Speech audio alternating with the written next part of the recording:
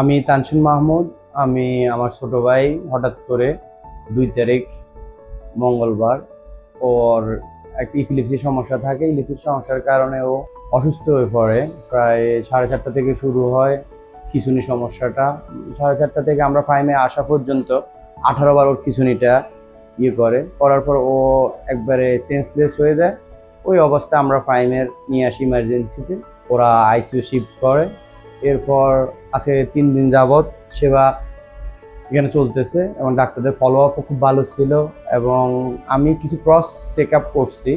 আমার কিছু বন্ধু বান্ধব আছে যারা ডাক্তার এবং আমার আত্মীয় স্বজন কিছু আছে ডাক্তার।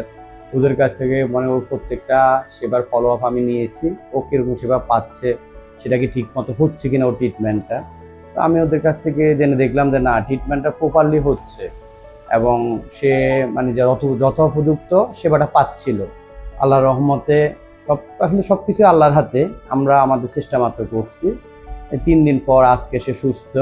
আজকে 6 তারিখ সে কেবিন শিফট করছে এবং তার যে ইপিলিপসি সমস্যার যে খিঁচুনিটা ছিল ওটা প্রথম দিনে বন্ধ হয়ে যায়। এরপর তার কিছু ব্লাড ইনফেকশনের কারণে তাকে আমরা ওইখানে 3 দিন স্টে করি। এখন 72 ঘন্টা শেষে আমরা তাকে নিয়ে আসলাম। সে স্বাভাবিক আছে। সবাই দোয়া করবেন যেন যে প্রপার ট্রিটমেন্ট পাওয়ার কারণে হয়েছে এটা। কিন্তু প্রপার ট্রিটমেন্ট পরও আমাদের সবকিছু আল্লাহর হাতে থাকে, কিন্তু আমরা মানুষ হিসেবে যতটুকু চেষ্টা করার প্রাইম থেকে আমরা সেই সেবাটুকু পেয়েছি। ওদের আইসিইউটা ছিল ভালো এবং ডাক্তাররা যারা ছিল আইসিইউর ডাক্তাররা সবাই ছিল অভিজ্ঞ।